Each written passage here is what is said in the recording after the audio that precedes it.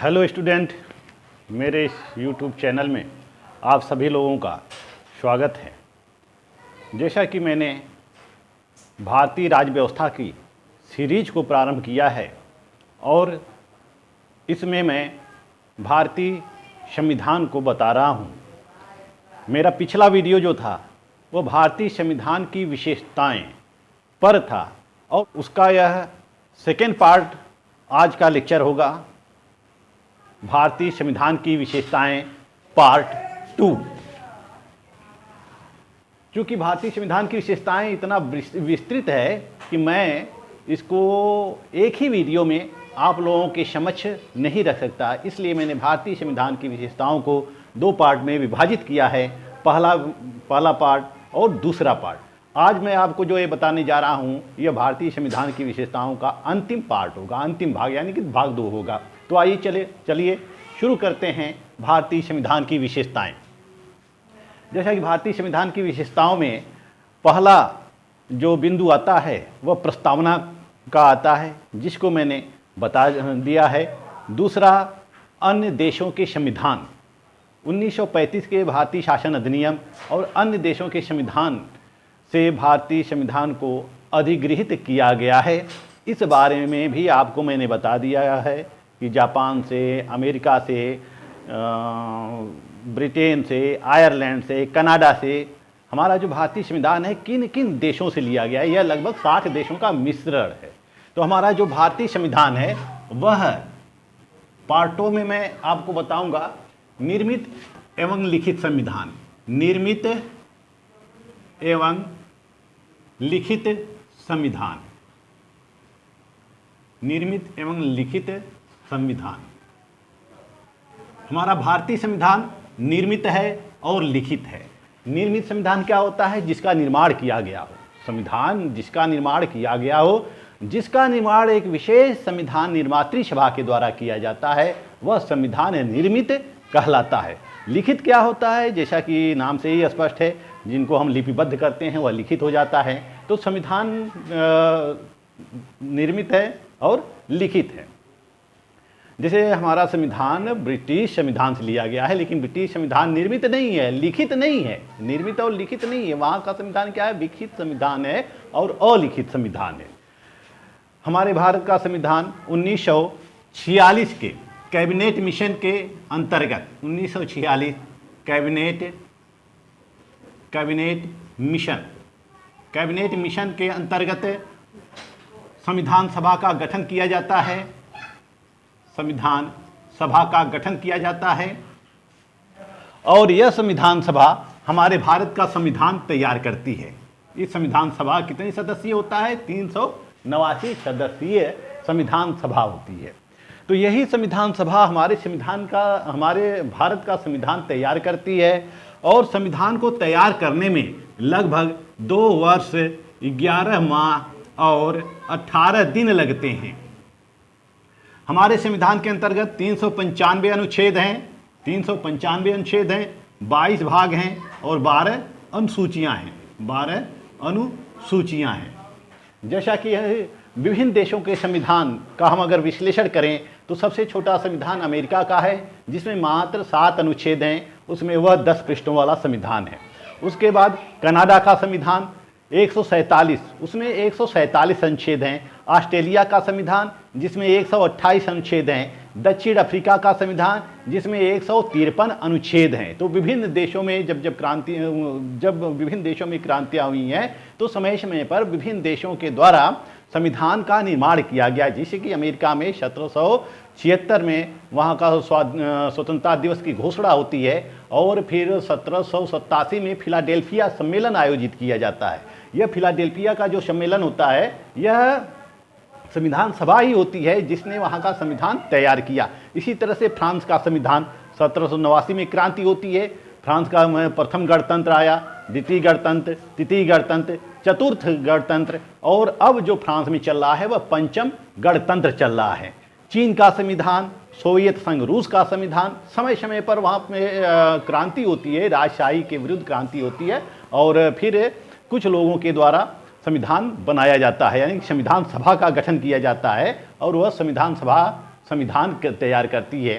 तो इस तरह से विभिन्न देशों के जो संविधान हैं वह अलग, उनके जो आकार और रूप में वह अलग अलग हैं। सबसे बड़ा संविधान जो है वो भारत का संविधान है। विश्व का अगर सबसे बड़ा संविधान कहा जाए तो हमारे भारत देश का है, जो कि करीब 395 अनुच्छेद है, 22 भाग और 12 अनुसूचियां हैं। और इस संविधान के अंतर्गत करीब भारत का यह संविधान 1000 पृष्ठों वाला है। तो इस तरह से भारत का संविधान निर्मित और लिखित है। तीसरा पॉइंट आता है लचीला एवं कठोर। इसको हम परिवर्तनशील और दुष्परिवर्तनशील कहते हैं। दुष्परिवर्तनशील कहते हैं, या नम्य या अनम्य संविधान कहते हैं, या नमनीय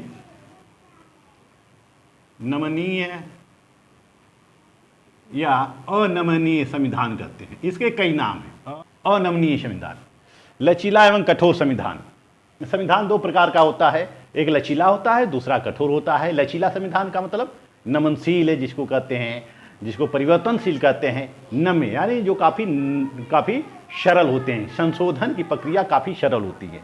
तो कौन सा संविधान नमनशील है, कौन सा संविधान अनमनशील है, यानी कौन सा संविधान लचीला है या कौन सा संविधान कठोर है, यह हम उस देश की संशोधन प्रक्रिया के आधार पर जानते हैं। संशोधन प्रक्रिया,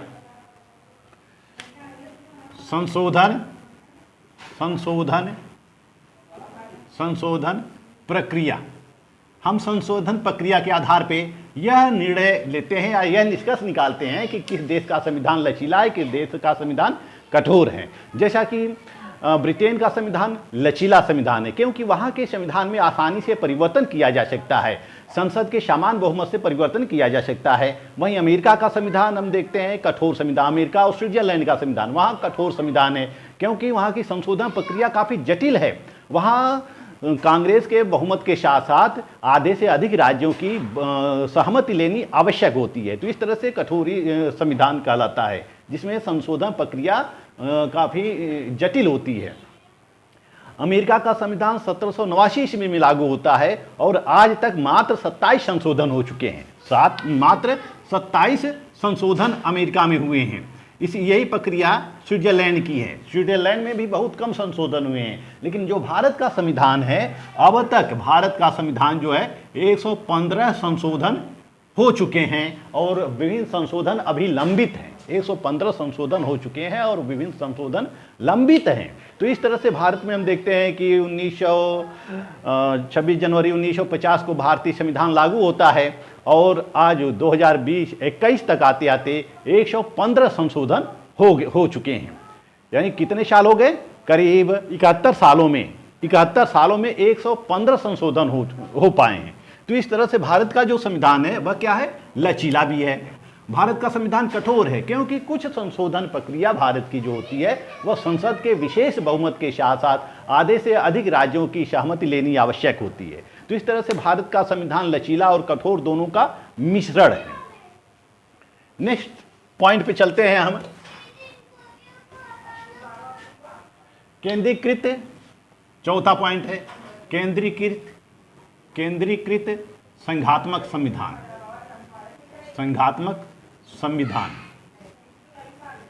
केंद्रीकृत संघात्मक संविधान। भारत का जो संविधान है वह संघात्मक संविधान है। जैसा कि शासन व्यवस्थाएं कई होती हैं, संसदीय शासन व्यवस्था, संघात्मक शासन व्यवस्था, एकात्मक शासन व्यवस्था और अध्यक्षात्मक शासन व्यवस्था। तो भारत का जो संविधान है वह मिश्रण है। भारत में हम एकात्मक शासन व्यवस्था का भी रूप देख सकते हैं, संघात्मक शासन व्यवस्था को भी देख सकते हैं, संसदीय शासन व्यवस्था को भी देख सकते हैं, अध्यक्षात्मक शासन व्यवस्था, यानी चारों शासन व्यवस्थाओं का मिश्रण है। चारों शासन व्यवस्थाओं को समय समय पर हम देख सकते हैं। तो इस भारत का जो संविधान है वह केंद्रीकृत संघात्मक संविधान है। यानी केंद्रीकृत संघात्मक का मतलब क्या होता है? यह एकात्मक और संघात्मक का मिश्रण है। जैसा कि भारतीय संविधान के अनुच्छेद 1 में कहा गया है, अनुच्छेद 1 में कहा गया है कि भारत जो है वह राज्यों का संघ होगा। भारत राज्यों का संघ होगा। यह भारत किसका संघ होगा? राज्यों का संघ होगा। इसमें सारे राज्य सम्मिलित रहेंगे, किसी भी राज्य को संघ से अलग होने का अधिकार नहीं दिया गया है। जबकि संघात्मक शासन व्यवस्था में यह प्रावधान हो सकता है कि कुछ राज्य अलग हो सकते हैं। संघात्मक शासन व्यवस्था में राज्यों का संविधान अलग होता है और संघ का संविधान अलग होता है। तो जैसा कि डॉक्टर भीमराव अंबेडकर का कहना है कि हमारे भारतीय संविधान को संघात्मकता के तंग ढांचे में ढाला गया है, संघात्मकता के तंग ढांचे में ढाला गया है। इसी तरह से डी बसु कहते हैं, डी बसु का कहना है कि भारतीय संविधान न तो पूर्ण रूप से संघात्मक है न तो पूर्ण रूप से एकात्मक है, यह दोनों का मिश्रण है, यानी कि यह नवीन प्रकार का संघ है। केसी वीयर कहते हैं कि भारत का संविधान अर्ध संघीय है। केसी वीयर कहते हैं कि भारत का संविधान क्या है? अर्ध संघीय है। केसी वीयर ने भारत के संविधान को अर्ध संघीय कहा है। यह क्वेश्चन आता है कंपटीशन में कि भारत का संविधान अर्ध संघीय है, किसने कहा है? केसी वीयर ने कहा है। इसी तरह से आइवर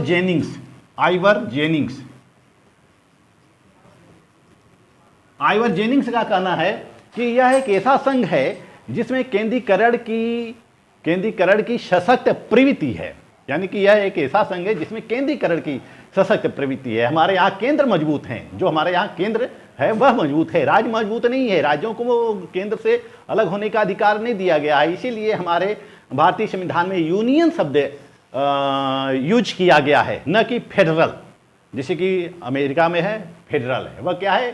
फेडरल गवर्नमेंट करते हैं, हमारे यहाँ यूनियन गवर्नमेंट करते हैं। तो इस तरह से भारत का जो संविधान है वह केंद्रीकृत संघात्मक संविधान है। नेक्स्ट पॉइंट है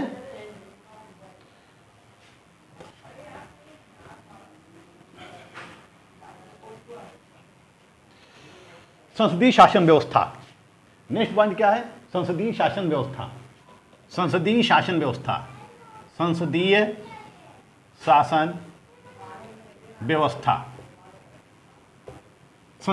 व्यवस्था। हमारे देश में संसदीय शासन व्यवस्था है, अध्यक्षात्मक शासन व्यवस्था नहीं है। अमेरिका में हम देखते हैं कि अध्यक्षात्मक शासन व्यवस्था है, कि अध्यक्षात्मक शासन व्यवस्था में जो राज्याध्यक्ष होता है वह प्रत्यक्ष रूप से जनता के द्वारा निर्वाचित होता है और शक्ति पृथक्करण पाया जाता है। जैसे अमेरिका में कार्यपालिका, व्यवस्थापिका, न्यायपालिका, तीनों की शक्तियाँ अलग अलग हैं। तो इस तरह से वहाँ पे शक्ति पृथक्करण पाया जाता है अमेरिका में। हमारे भारत में शक्ति विभाजन पाया जाता है। संसदीय शासन अध्यक्षात्मक शासन व्यवस्था की एक विशेषता होती है कि उसमें कार्यपालिका व्यवस्थापिका के प्रति अनुत्तरदायी होती है, यानी कि कार्यपालिका अलग होती है, व्यवस्थापिका अलग होती है। इसी तरह से संसदीय शासन व्यवस्था में कार्यपालिका व्यवस्थापिका के प्रति उत्तरदायी होती है। जो कार्यपालिका होती है वह किसके प्रति उत्तरदायी होती है? व्यवस्थापिका के प्रति होती है, क्योंकि कार्यपालिका का जो चुनाव होता है वह व्यवस्थापिका से ही लिया जाता है। व्यवस्थापिका के दो सदन हैं, एक लोकसभा है, दूसरा राज्यसभा है। लोकसभा है और दूसरा राज्यसभा है। लोकसभा है और राज्यसभा है। तो जो कार्यपालिका होती है, कार्यपालिका का मतलब कि प्रधानमंत्री और मंत्री परिषद। ये जो प्रधानमंत्री और मंत्री परिषद होते हैं यह व्यवस्थापिका यानी कि लोकसभा के प्रति उत्तरदायी होते हैं। यानी कि यह लोकसभा के सामर्थ्य से यानी संसद के सामर्थ्य से ही कार्य कर सकते हैं। यदि तानाशाही करते हैं तो इसमें संसद में अविश्वास प्रस्ताव पारित हो जाता है और इनकी सरकार गिर जाती है। तो जबकि हम अध्यक्षात्मक शासन व्यवस्था में देखते हैं कि जो अमेरिका का विधायिका होती है, कांग्रेस होती है, उसका चुनाव अलग से होता है। कांग्रेस के दो सदन हैं, प्रतिनिधि सभा और सीनेट, इनका चुनाव अलग होता है और कार्यपालिका का चुनाव अलग, यानी कि राष्ट्रपति का चुनाव अलग होता है। और उसमें कोई मंत्री परिषद जो होती है, राष्ट्रपति अपने मर्जी से अपने दलीय सदस्यों में से वह मंत्री परिषद बना सकता है, यानी कि मंत्रिमंडल का गठन कर सकता है। वह उसकी कोई भी रिस्पॉन्सिबिलिटी संसद के प्रति नहीं होगी। लेकिन भारतीय संविधान के अंतर्गत प्रधानमंत्री लोकसभा में जिस बहुमत दल का नेता होता है उस बहुमत दल के नेता को राष्ट्रपति प्रधानमंत्री पद के लिए आमंत्रित करता है, नियुक्त करता है। प्रधानमंत्री इसी लोकसभा के सदस्यों में से या चाहे तो राज्यसभा के सदस्यों में से ही वह मंत्रिपरिषद का गठन कर सकता है।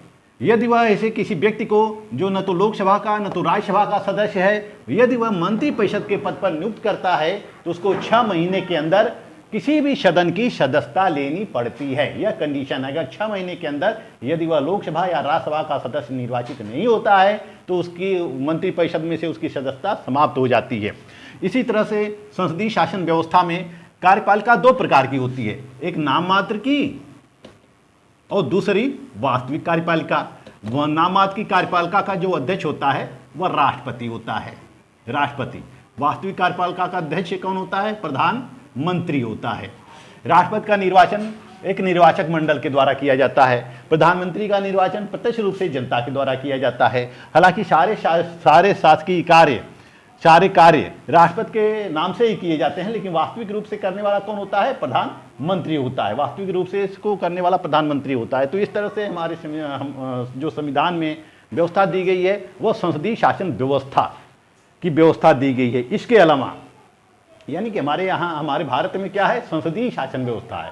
संसद का शासन होता है, संसद का शासन होता है। यहाँ किसी कार्यपालिका का नहीं होता है, एक व्यक्ति का नहीं होता है, बल्कि संसद के बहुमत से ही शासन किया जाता है। संसद जो चाहती है वही कानून बना सकती है। यदि कार्यपालिका गलत कार्य करती है तो संसद उसको अविश्वास प्रस्ताव पारित करके उसको हटा सकती है। नेक्स्ट विशेषता है द्विसदनीय विधायिका। द्विसदनीय विधायिका भारतीय संविधान के अंतर्गत है। जो विधायिका है या विधानमंडल है या संसद है उसको 2 सदन बनाए गए हैं। जैसे संसद के 2 सदन हैं। संसद के कितने सदन हैं? 2 सदन हैं। एक लोकसभा है, दूसरा राज्यसभा है। राज्यसभा है जो यह है। लोकसभा जो होती है वह जनता का प्रतिनिधित्व करती है। राज्यसभा जो होती है वह राज्यों का प्रतिनिधित्व करती है। तो इस तरह से लोकसभा में जनता के द्वारा प्रत्यक्ष रूप से निर्वाचित किए जाते हैं और राज्यसभा में राज्यों के विधानसभाओं के द्वारा प्रतिनिधि चुनकर भेजे जाते हैं। तो जहां भी संसदीय शासन व्यवस्था होती है 2 द्विसदनीय होती है। हमारे यहाँ संसदीय शासन व्यवस्था के अंतर्गत केंद्र में भी द्विसदनीय है और राज्यों में भी द्विसदनीय है। राज्यों में भी कुछ राज्यों में विधान परिषद और विधानसभा और विधान परिषद का गठन किया गया है। जैसे कि उत्तर प्रदेश है, बिहार है, कर्नाटक है, महाराष्ट्र है, तेलंगाना है। इन राज्यों में द्विसदनीय विधायिका है। स्वतंत्र एवं निष्पक्ष न्यायपालिका 7वां पॉइंट है। स्वतंत्र एवं एकीकृत न्यायपालिका। स्वतंत्र एवं एकीकृत न्यायपालिका।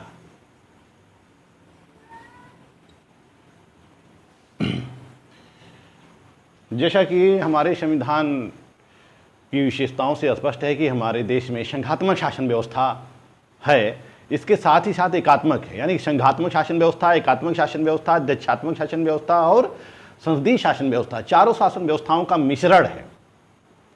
तो हमारे संविधान के अंतर्गत भारत के संघ के लिए एक सर्वोच्च न्यायपालिका की स्थापना की गई है। सर्वोच्च न्यायपालिका की स्थापना की गई है और यह न्यायपालिका जो है यह निष्पक्ष होती है और सर्वोच्च होती है।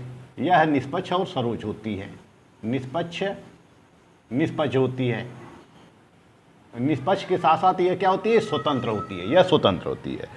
सरकार के 3 अंग होते हैं: कार्यपालिका, व्यवस्थापिका, न्यायपालिका। कार्यपालिका का कार्य होता है प्रशासन करना, व्यवस्थापिका का कार्य होता है विधि बनाना, न्यायपालिका का कार्य होता है न्याय करना, विवादों का निस्तारण करना, चाहे वह संघ और राज्यों के बीच हो, चाहे राज्य और राज्यों के बीच हो, चाहे व्यक्ति और राज्यों के बीच हो, चाहे व्यक्ति और संघ के बीच हो। तो इस तरह से संघात्मक शासन व्यवस्था के लिए, संघात्मक संविधान के लिए एक सुप्रीम कोर्ट का होना आवश्यक होता है, एक संघीय न्यायालय का होना आवश्यक होता है जो पूरे देश के विवादों का निस्तारण करे। तो जैसा कि हमारे यहाँ न्यायपालिका सर्वोच्च है, साथ ही साथ संसद भी सर्वोच्च है। यानी कि संसदीय संप्रभुता संसदीय संप्रभुता बनाम न्यायिक सर्वोच्चता, न्यायिक सर्वोच्चता। हमारे संविधान के अंतर्गत संसदीय संप्रभुता बनाम न्यायिक सर्वोच्चता अपनाया गया है। ब्रिटेन में संसद संप्रभु है, ब्रिटेन में संसद संप्रभु है। अमेरिका में यूएसए में, अमेरिका में न्यायपालिका सर्वोच्च है। तो हमारे संविधान में संसदीय संप्रभुता और न्यायिक सर्वोच्चता के बीच का मार्ग अपनाया गया है। हमारे यहाँ न तो संसद को हम संप्रभु कर सकते हैं, न तो पूर्ण रूप से न्यायपालिका को संप्रभु कर सकते हैं। ब्रिटेन में संसद संप्रभु है। ब्रिटेन की संसद के बारे में कहा जाता है कि संसद सब कुछ कर सकती है सिवाय स्त्री को पुरुष और पुरुष को स्त्री नहीं बना सकती है। यानी कि ब्रिटेन में संसद संप्रभु है, जबकि अमेरिका में न्यायपालिका सर्वोच्च है। जैसा कि अमेरिकी न्यायपालिका के न्यायाधीश मिस्टर ह्यूज का कहना है कि कानून वही है जो जज कहते हैं, क्योंकि अमेरिका का संविधान काफ़ी संक्षिप्त है, काफ़ी छोटा है। उसको कोई विद्वान अर्थात न्यायविद ही समझ सकता है, आम आदमी के समझ से बाहर है, क्योंकि केवल 7 अनुच्छेद है, 10 पृष्ठों वाला संविधान है। तो उसको केवल जो न्यायिक विद्वान है वही उसको समझ सकता है और वही अपने हिसाब से व्याख्या कर सकता है। लेकिन हमारे भारत में संविधान में पूरा विवरण दिया गया है, सभी संस्थाओं की शक्तियाँ दी गई हैं, कार्य दिए गए हैं, उत्तरदायित्व सौंपे गए हैं, कर्तव्य सौंपे गए हैं। इसलिए हमारे यहाँ संविधान की व्याख्या इतनी जटिल नहीं होती है। तो हम यहाँ पर भारत में संसद भी कानून बना सकती है, संसद कानून बना सकती है, लेकिन न्यायपालिका ये देखती रहती है कि यह कानून जो है विधि द्वारा स्थापित प्रक्रिया के अनुरूप है कि नहीं। यदि यह कानून विधि द्वारा स्थापित प्रक्रिया के अनुरूप नहीं है तो उस कानून को हमारी न्यायपालिका अवैध घोषित कर सकती है। इसी तरह से हमारी जो न्यायपालिका है वह कुछ क्षेत्रों में कार्य अगर करती है तो संसद है यह न्यायपालिका के क्षेत्राधिकार में परिवर्तन कर सकती है, न्यायाधीशों की संख्या में वृद्धि कर सकती है, न्यायाधीशों की संख्या में कम कर सकती है, वेतन भत्ते में कटौती कर सकती है, विभिन्न प्रावधान अधिनियम बनाकर न्यायपालिका के ऊपर वह कंट्रोल कर सकती है। तो इस तरह से संसद भी संप्रभु है और न्यायपालिका भी सर्वोच्च। न्यायपालिका को संविधान की रक्षा का भार सौंपा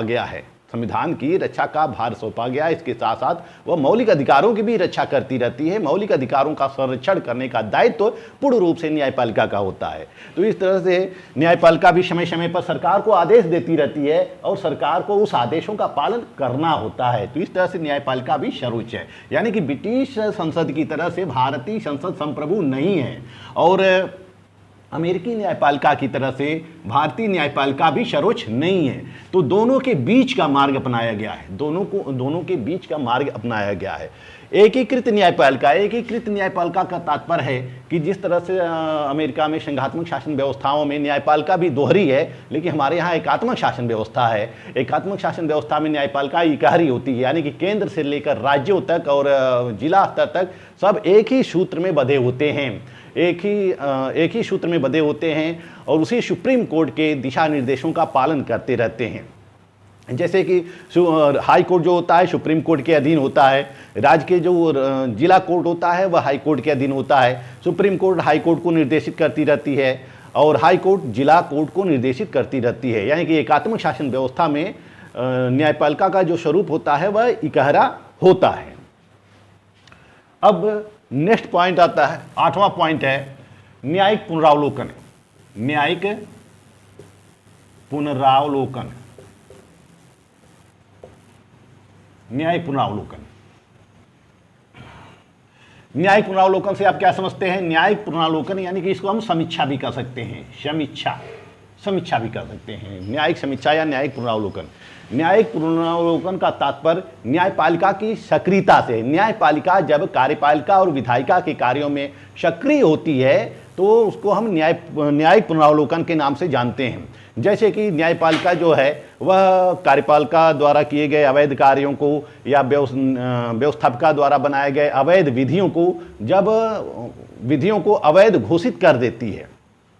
जैसे कि कार्यपालिका कोई कार्य करती है, उसके कार्य यदि विधि विरुद्ध हैं तो वह कार्यपालिका के कार्यों को अवैध घोषित कर सकती है। इसी तरह से संसद द्वारा बनाए गए अधिनियमों को यदि वह संविधान के विरुद्ध हैं, विधि द्वारा स्थापित प्रक्रिया के अनुकूल नहीं है, तो न्यायपालिका संसद द्वारा बनाए गए अधिनियमों को अवैध घोषित कर सकती है। और समय समय पर इस संबंध में समय पर अनेक जनहित याचिकाएं दायर की गई हैं और सुप्रीम कोर्ट ने कार्यपालिका का रूप ग्रहण किया है। कार्यपालिका को समय समय पर निर्देशित करती रही है कि वह अमुक कार्य करे और आदेशित करती रही है। तो इसको हम न्यायिक पुनरावलोकन करते हैं, यानी कि जो विधियां बनाई जाती हैं उसकी फिर से समीक्षा करके उसको अवैध घोषित कर सकती है। 9वां पॉइंट है, अब 9वां पॉइंट है एकल नागरिकता। एकल नागरिकता, एकल नागरिकता हमारे यहाँ देखिए जो व्यवस्था है वह मिश्रित है, संघात्मक है, अध्यक्षात्मक है और संसदीय है और एकात्मक शासन व्यवस्था है। तो हमारे यहाँ चूंकि ब्रिटिश संविधान का अधिकांश हिस्सा ब्रिटिश संविधान से एडाप्टेड है और इसलिए हमारे यहाँ इकहरी नागरिकता है। हम भारत के नागरिक हैं, हम यूपी, हम विभिन्न राज्यों में रहते हैं, लेकिन हम राज्य के निवासी हैं, नागरिक नहीं है। हम नागरिक कहाँ के हैं? भारत के। हमें हमारे देश का संविधान एक है, नागरिकता एक। जब संविधान एक है तो नागरिकता भी दोहरी होगी, क्योंकि अमेरिका में संविधान दो है, राज्यों का संविधान अलग है, संघ का संविधान अलग है, तो वहाँ भी नागरिकता दोहरी है। ब्रिटेन में एकात्मक शासन व्यवस्था है, वहाँ नागरिकता इकहरी है। हमारे भारत देश में भी संविधान एक होने के कारण नागरिकता इकहरी है। हम चाहे यूपी में रहें, चाहे बंगाल में रहें, चाहे महाराष्ट्र में रहें, कहीं भी चले जाएं, हमें सेम सुविधाएं प्रदत्त होती हैं, सेम सुविधाएं मिलती हैं। 10वां है वयस्क मताधिकार।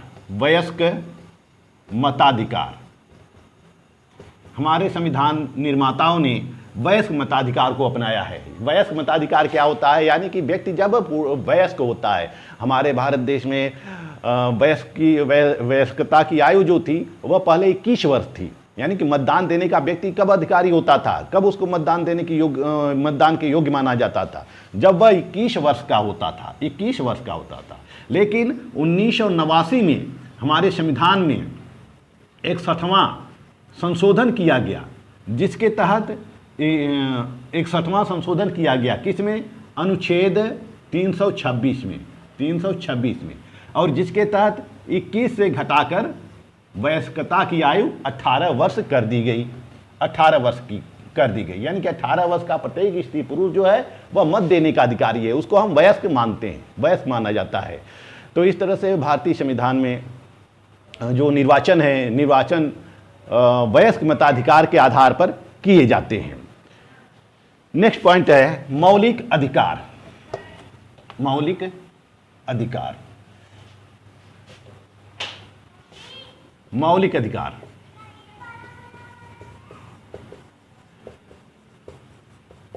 मौलिक अधिकार भारतीय नागरिकों को प्रदत्त ऐसे अधिकार हैं जो कि व्यक्तियों के लिए अति आवश्यक है। व्यक्तियों के मौलिक आवश्यकता है, बिना मौलिक अधिकारों के अभाव में हम जीवित नहीं रह सकते हैं। और मौलिक अधिकारों की मांग ब्रिटिश काल से ही चली आ रही है और अंततः 1929 के नेहरू रिपोर्ट में इसकी संतुति की गई। नेहरू रिपोर्ट में जो नेहरू रिपोर्ट थी उसमें मौलिक अधिकारों का वर्णन देखा जा सकता है। जब हमारा संविधान बन रहा था तो संविधान निर्माताओं ने इस मौलिक अधिकार को एडाप्टेड किया। कहाँ से एडाप्टेड किया? अमेरिका से एडाप्टेड किया। अमेरिका में देखा कि लोगों को मौलिक अधिकार मिले हुए हैं, फंडामेंटल राइट मिले हुए हैं, तो उन्होंने मौलिक अधिकार को एडाप्टेड किया, यानी अधिग्रहित किया। इसी तरह से कुछ ब्रिटिश संविधान से मौलिक अधिकारों को अधिग्रहित किया। तो ब्रिटिश संविधान से, अमेरिका से मौलिक अधिकारों को लिया गया है, जिसमें कि सभी नागरिकों को समान अधिकार प्राप्त हैं, जैसे कि विचार अभिव्यक्ति की स्वतंत्रता, समानता का अधिकार, शिक्षा का अधिकार, धर्म एवं उपासना का अधिकार, समूह बनाने का अधिकार, भारत में कहीं भी भ्रमण का अधिकार इत्यादि, संवैधानिक उपचारों का अधिकार, संपत्ति का अधिकार, विभिन्न अधिकार दिए गए हैं जो कि मौलिक अधिकार में आते हैं। यह मौलिक अधिकार जो है हमारे संविधान के 12 से 35 में वर्णित है, लेकिन 14 से 32 तक मौलिक अधिकार पूर्ण है। 14 में विधि के समझ क्षमता और विधि का समान संरक्षण है। 15 में धर्म, मूल, वंश, लिंग, जाति के आधार पर विभेद से प्रतिषेध है, 16 में लोक नियोजन की क्षमता है, 17 में अस्पृश्यता का अंत है। इसी तरह से 18, 19, 20 से लेके 32 तक है। 31वां जो था, इसमें 31वां संपत्ति का अधिकार था। 31वां इसको 44वें संवैधानिक संशोधन के द्वारा 300 क में कर दिया गया। 44वां संवैधानिक संशोधन किया गया 1978 में और 300 क कर दिया गया। तो हमारे संविधान में सभी नागरिकों को मौलिक अधिकार दिए गए हैं। जो लास्ट पॉइंट है, नीति निर्देशक तत्व। नीति निर्देशक